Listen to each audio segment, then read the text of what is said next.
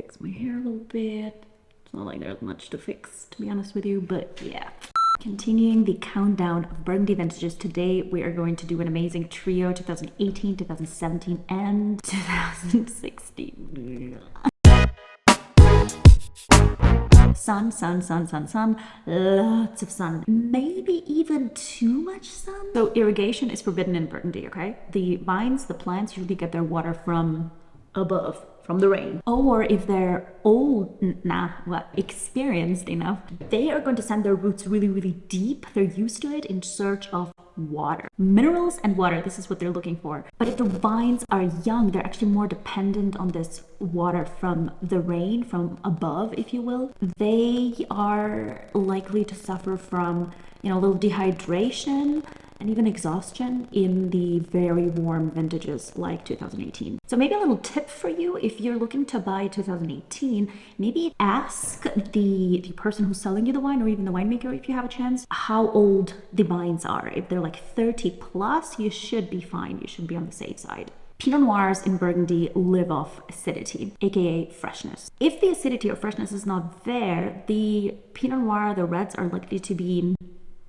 flat, horizontal, boring. And so here we go, finding this precise harvesting point where acidity is still kind of on its peak and the grapes matured was a very important thing in 2018. If you harvest too late, if you miss this point where acidity is nice and and you're likely to get this jammy, cooked, and very flat red wine. And I mean, that's something I can get from Germany anyway. No, no, guys, no.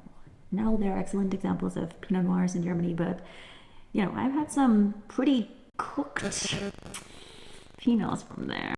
But yeah, as you can see, the skill of the winemakers matters as much in those, cold, damp weather conditions as it does in these warmer vintages, when the weather is super hot. Luckily, the winemakers in Burgundy know what they're doing, so 2018s, all in all, are a delight to drink. And most of the wine critics actually agree that those unknown appellations, like small subregions in Burgundy, did a heck of a job in 2018. So look out for Givry, Mâcon, Reuilly, in the Côte Chalonnaise, and Mâconnais. You can get a nice Premier Cru, very affordable. They're ready to drink now. I had a Givry Premier Cru from Domaine de Besson a couple of days ago, 2018.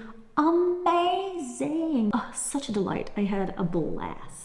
Actually also did a series on the unknown appellations in Côte Chalonnaise, which I called Untold Burgundy. You can check it out, it's on my channel. It was a lot of fun. Let me see how probably this. When you put like a little info card, you think here.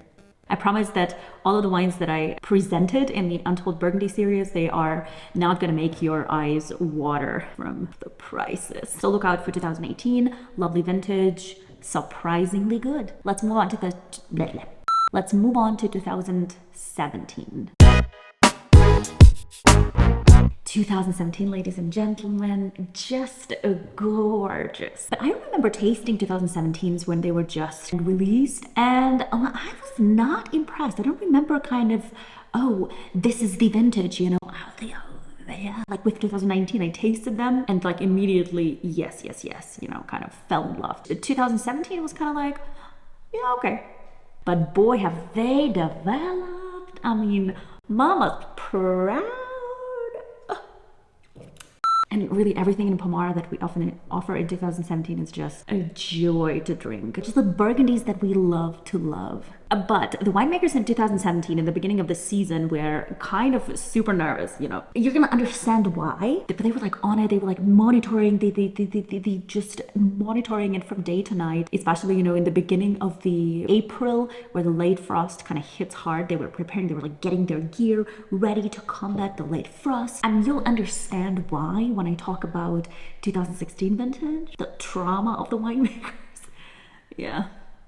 But anyway, no late frost came, so The temperatures just never dropped low enough. And well, the summer was all going great too. It was not too hot, not too warm, just a kind of really nice and healthy weather. So the winemakers started harvesting in the beginning of September. And so what do we got in 2017? Just like super like, fine and lean and like figured Pinot Noir. You know what I mean? Like not too concentrated, which I kind of love. I love these leaner styles.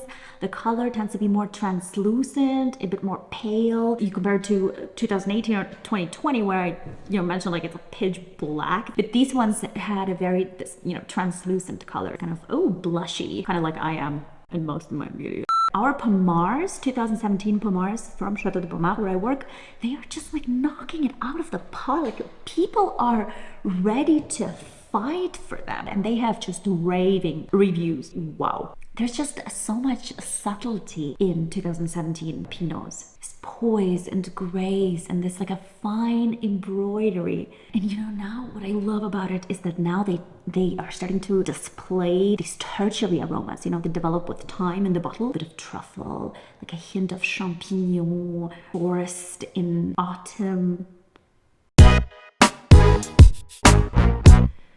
I mean, I love it, but poor winemakers. Oof, oof, oof. April was frosty. Because there was quite a warm March, the bud break had already started, and then April brought these horrendous frosts and just completely destroyed these little buds. Just up until June, the weather was always cold and damp and humid, which was like an invitation to mildew. Come on, yes, please, we have these perfect conditions for you. Come on, yes, go up, please settle in. After June was slightly better. Particularly optimistic winemakers were really getting their hopes up, but little did they know.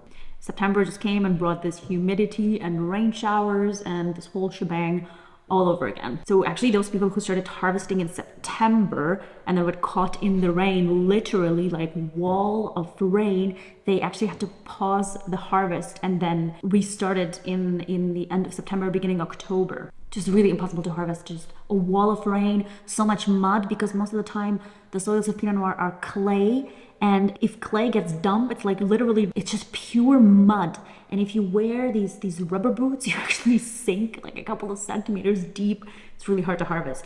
And then this whole humidity kind of brings all kinds of bugs and spiders. So, it's raining. You can't even do one row without really stucking in the mud. You cannot move quick during the harvest. And then on top of that, the sorting table is a mess, just like pain in the ass. When you do the sorting after you picked the grapes, you have to make sure that you pick up only the healthiest grapes, like really intact, healthy grapes. If you mess that up, you're not gonna have a good product. But if you do everything right, if you work hard and meticulous, you're gonna get a pretty exclusive wine. But please be mindful here. 2016, the quantity super low, both whites and reds. And of course the prices are astronomical. But yeah, if you watched part 1 of this video, you know that these difficult vintages usually produce pretty exceptional wines, or what we call a classic Pinot Noir. Vibrant acidity that really elevates your palate, that it kind of goes in this little more like vertical than horizontal, and a big fat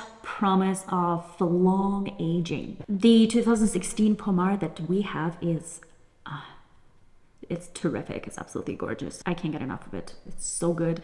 And it's just so different from everything else that I've tasted. And you know what? Not even close to its peak. I'm gonna be like 70 opening it and be like, haven't even reached its peak. I can only imagine what a beauty it will grow up to be. All right, on this hopeful note, I'm going to say farewell, my loves, and